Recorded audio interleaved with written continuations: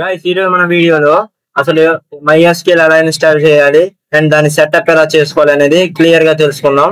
First అయితే మీరు మీ chrome browser అయితే ఓపెన్ చేసుకోండి. అందులో MySQL అని అయితే ఎంటర్ చేయండి.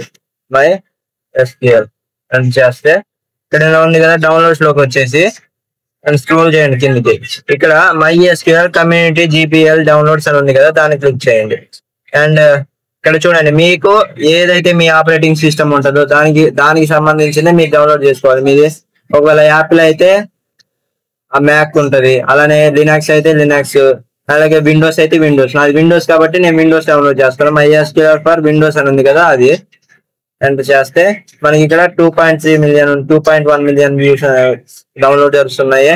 అది 64 బిట్ అండ్ 354 మిలియన్ అది కూడా తీసుకోవచ్చు. అండ్ నేను ఇక్కడ 354 మిలియన్ ఎవరైతే చేశారో డౌన్లోడ్స్ అదైతే క్లిక్ చేశాను. అండ్ ఇక్కడ no thanks just start my download ఉంది కదా, దాన్ని అయితే క్లిక్ చేయండి. మనకి MySQL అయితే ఇక్కడ డౌన్లోడ్ అవుతూ ఉంటది. మన SQL అయితే డౌన్లోడ్ అయిపోయింది. సో దాన్ని ఓపెన్ చేసి రన్ చేద్దాం. ఓకే, ప్రాసెసింగ్ అయితే అవుతుంది. Preparing to install. Wait for 1 minute. Okay, ఇప్పుడు మనం ఎస్ అయితే చేద్దాం. config MySQL installer. Yes.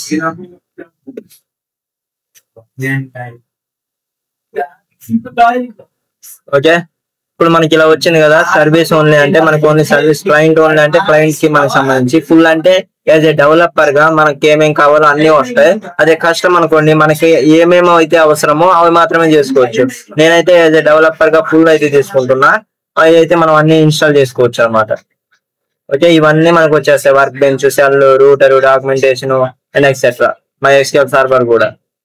Okay, ఇది ఎగ్జిక్యూట్ అయితే ఉంది కదా, ఎగ్జిక్యూట్ మీద క్లిక్ చేయండి. అన్ని అయితే ఇన్స్టాల్ అయిపోతాయి. ఇలా ఇన్స్టాల్ అవుతూ ఉంటాయి. 8-5 minutes కొంచెం టైం పట్టిద్ది.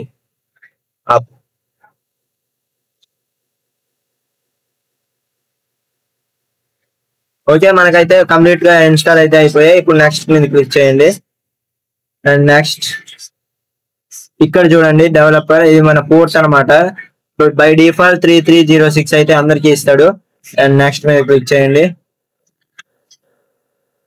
ఓకే, నెక్స్ట్ ఇక్కడ చూడండి, మనకి పాస్వర్డ్ అయితే సెట్ చేసుకోవాలన్నమాట. ఇందులో నేనైతే పాస్వర్డ్ అయితే సెట్ చేసుకుంటున్నా.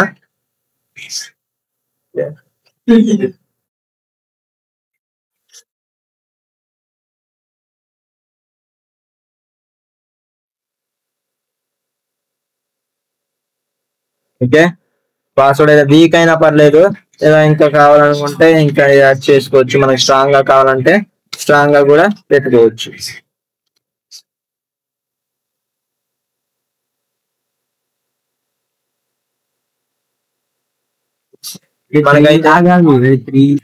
ఓకే, మనకి ఇప్పుడైతే మీడియం గా అయితే వచ్చింది. ఓకే, పర్లేదు. ఇప్పుడు నెక్స్ట్ మీద క్లిక్ చేయండి. అండ్ ఓకే, ఇవన్నీ బాగానే ఉన్నాయి. నెక్స్ట్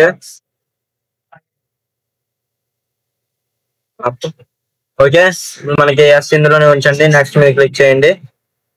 ఇప్పుడు కాన్ఫిగ్ అని ఉంది కదా, ఇవన్నీ అలా ఉంచేయండి. ఎగ్జిక్యూట్ అని చేయండి. ఇవన్నీ ఎగ్జిక్యూట్ అయిపోతాయి.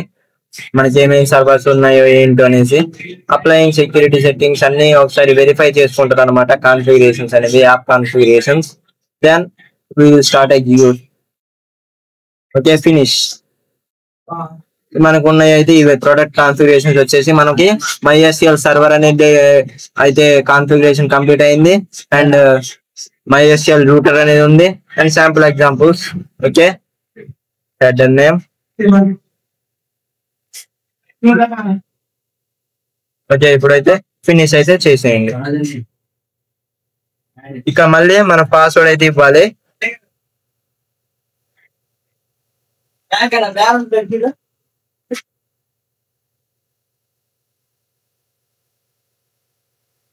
ఓకే, నా పాస్వర్డ్ అయితే సక్సెస్ఫుల్ అయిపోయింది.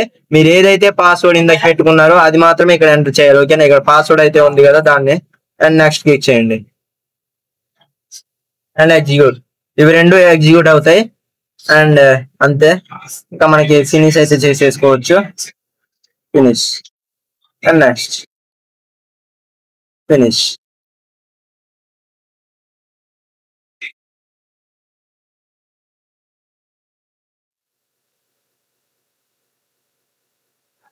ఓకే, ఇదిగో చూడండి, ఇది అయితే మనకి ఇలా అయితే ఓకే, మనకైతే సక్సెస్ఫుల్లీ మన వర్క్ బెంచ్ కూడా ఓపెన్ అయిపోయింది.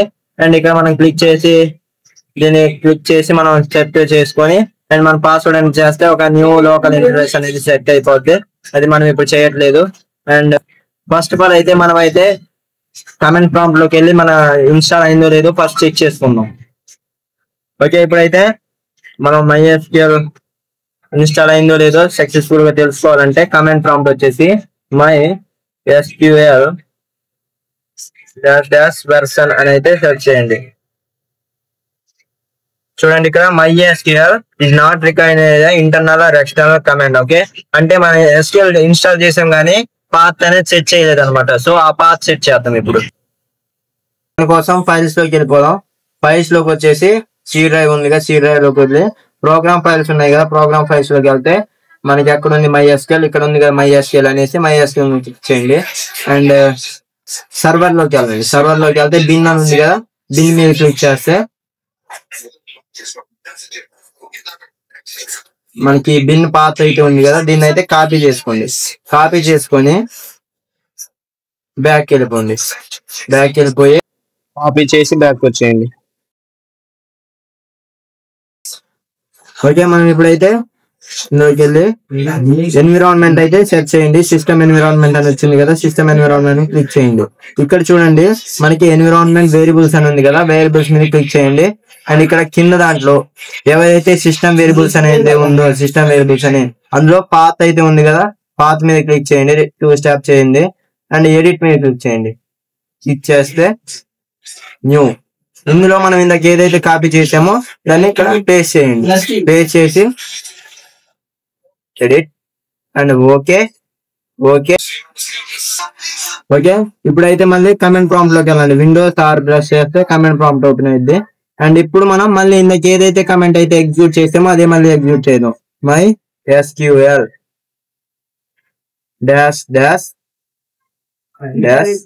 version. ఓకే, ఎంటర్ చేద్దాం. ఇప్పుడు చూడండి, ఇందాక మనకి అసలు ఇన్స్టాల్ అయినట్టు రాలేదు. ఇప్పుడు చూడండి 8.03 ఫర్ విండోస్ 64 ఆన్ మనకి SQL ఏదైతే మనం డౌన్లోడ్ చేసామో దాని అయితే వచ్చేసింది. అంటే మన SQL అయితే సక్సెస్ఫుల్లీ గా డౌన్లోడ్ అయిపోయింది అనమాట. ఇంత సింపుల్ గా అయితే డౌన్లోడ్ అయినా ఇవి చేసుకోవచ్చు. ఇన్స్టాల్ అయితే సక్సెస్ఫుల్ గా అయిపోయింది. మీ వర్క్ బెంచ్ ఓపెన్ చేసుకొని మీ వర్క్ మొదలెట్టేసుకోవచ్చు అనమాట. ఓకే, ఇలాంటి వీడియోస్ అయితే మన సైడ్ నుంచి చాలా వస్తాయి. అండ్ మీ ఫ్రెండ్స్ కి షేర్ చేయండి అండ్ లైక్ చేసి సపోర్ట్ చేయండి. Thank you guys.